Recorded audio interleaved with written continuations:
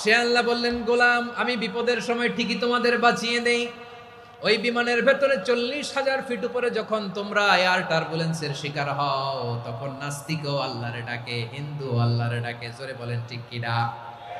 আবার বিমানটা যখন শান্ত হয়ে যায়, একটু পরেই বিমানের স্ক্রিনের মধ্যে হিন্দি সিনেমা খোঁজে। বিমানের স্ক্রিনে কিন্তু বিশাল ওখানে আফলাম ফিল্মের একেবারে বোঝাই করা। বিমানটা শান্ত হলে আবার হিন্দি সিনেমা দেখা শুরু করে। একটু আগে ডাকছিল কারে কারে? দেখবেন বাংলাদেশে আমাদের ক্রিকেটাররা যখন অন্য কোনো দেশের সাথে খেলে, অনেক সময় এমন হয় বল বাকি একটা, রান দরকার 6টা। বল বাকি কয়টা? পটুয়াখালী বুঝে নাই বোধহয়। বল বাকি কয়টা? রান দরকার। আপনি দেখবেন ক্যামেরাম্যান তখন গ্যালারিতে খালি দেখায় দর্শকদের যে কি অস্থিরতা। হিপ হপ স্টাইলের মেয়েটা, যে মেয়েটার ওড়না এতক্ষণ ছিল গলায়, এতক্ষণ কই ছিল, ওই মেয়েটা দেখবেন ওড়নাটা টেনে মাথায় দিয়ে এরকম মুনাজাত ধরতেছে, আল্লাহ আল্লাহ, একটা ছক্কা, আল্লাহ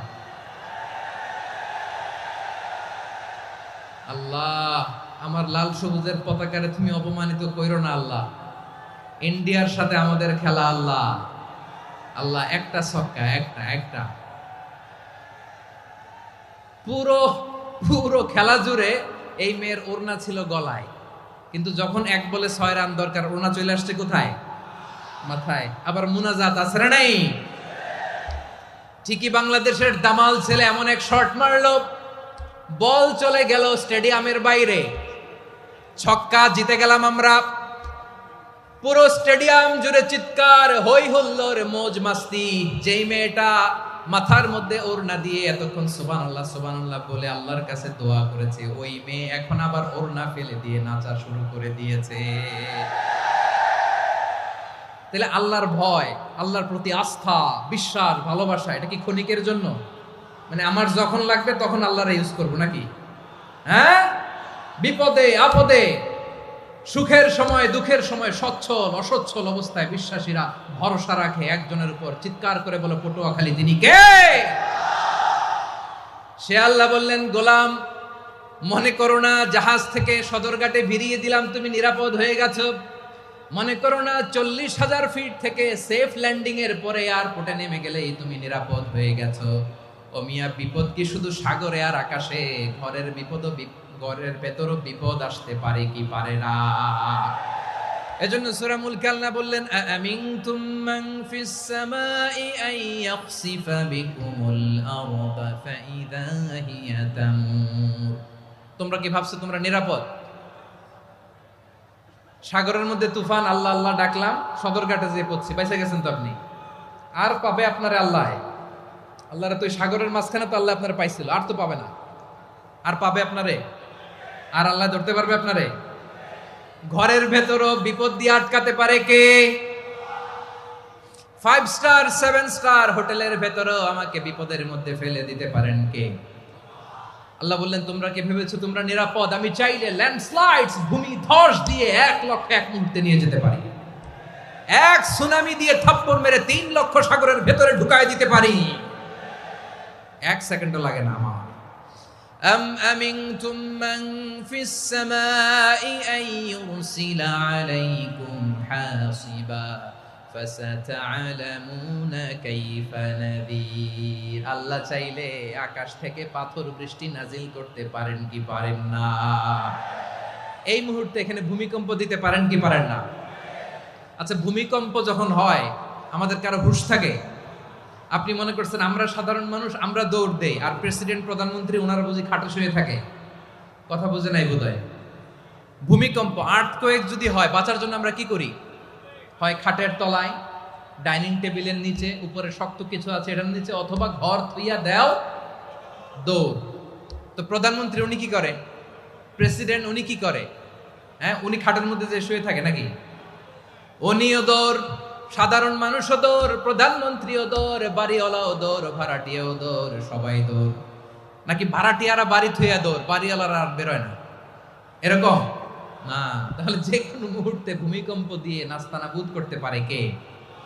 আমার প্রিয় ভাইয়েরা, আমরা নিরাপদ নই, আমরা তার দয়ায় বেঁচে আছি। কার দয়ায়? এজন্য আল্লাহ বললেন, গোলাম যে কোনো মুহূর্তে বিপদ দিয়ে তোমাদেরকে নাস্তানাবুদ করতে পারি। বিশ্বাসী বলে যদি নিজেকে দাবি করো, সব সময় ডাকতে হবে একজন সত্তাকে। বলেন তিনি কে? এই কথা ক্লিয়ার? এই সবগুলো উদাহরণ শেষে সবার কাছে ক্লিয়ার হয়েছে না যে বিপদ থেকে, আপদ থেকে, পরীক্ষা থেকে, ক্যালামিটি থেকে আমাদেরকে কেউ বাঁচাতে পারে না একজন সত্তা ছাড়া। আবারও বলেন তো তিনি কে? ক্লিয়ার? হ্যাঁ, সবাই বুঝতে পারছেন? আচ্ছা, এবার আমরা দেখি বিষ্ণু ইসা ইসলামের জীবনে বিপদ আপদ ছিল কিনা। উনি বিপদ আসলে কিভাবে ডিল করতেন, বিপদ আসলে কোন দোয়া পড়তে হয়, কিভাবে ফরিয়াদের হাত উত্তোলন করতে হয়, কিভাবে রবের দরবারে নতজানু হয়ে ফরিয়াদ করতে হয়, এটা জানার দরকার আছে না নাই? আসুন আমরা বিশ্বনবীর জীবনী থেকে দেখি বিপদ আসলে উনি কি করতেন। বিপদ আসলেই প্রথমে বিশ্বনবী ইসা ইসলাম একটা দোয়া পড়তেন। কি পড়তেন? তিনি পড়তেন ইন্না লিল্লাহি ওয়া ইন্না ইলাইহি রাজিউন। নিশ্চয় আমরা আল্লাহর জন্য, নিশ্চয় আমরা কার দিকে ফিরবো ভাই? আবার কার দিকে ফিরবো? আওয়াজ করে বলুন তো, আমরা এসেছি কার কাছ থেকে, আবারও ফিরে যাব কার কাছে? এজন্য বিষ্ণুই পড়ছেন ইন্না লিল্লাহি ওয়া ইন্না ইলাইহি রাজিউন। নিশ্চয় আল্লাহর জন্য, ওই আল্লাহর দিকেই আমরা ফিরে যাব। তারপরে বিশ্বনবী পড়তেন আল্লাহুম্মা আজুরনি ফি মুসিবাতি ওয়াখলুফ লি খায়রাম মিনহা। একসাথে প্রথমে পড়তেন ইন্না লিল্লাহি ওয়া ইন্না ইলাইহি রাজিউন, তারপর পরই পড়তেন আল্লাহুম্মা আজুরনি ফি মুসিবাতি ওয়াখলুফ লি খায়রাম মিনহা। মানে আল্লাহ, এই যে আমি বিপদে ধৈর্য ধারণ করলাম, এটার সব তুমি আমারে দাও, আর যেটা হারালাম এর চেয়ে ভালো কিছু দিয়ে মেকআপ করে দিও, ভালো কিছু দিয়ে বদল করে দিও। সুবহানাল্লাহ পড়েন। তাহলে বিপদ আসলে আমরা কি পড়ব? কথা বলেন।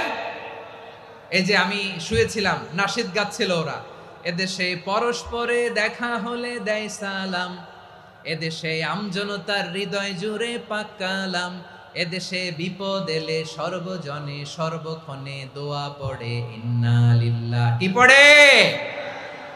সুবহানাল্লাহ সুবহানাল্লাহ সুবহানাল্লাহ সুবহানাল্লাহ। এদেশে আজান শুনে সূর্য ওঠে শহর গ্রামে, এদেশে আজান শুনে সূর্য ডুবে সন্ধ্যা নামে, এদেশে সকল কাজে সবাই বলে বিসমিল্লাহ, এদেশে ভালো কিছু দেখে শুনে হাসি মুখে সবাই বলে মাশা আল্লাহ। সুবহানাল্লাহ পড়েন।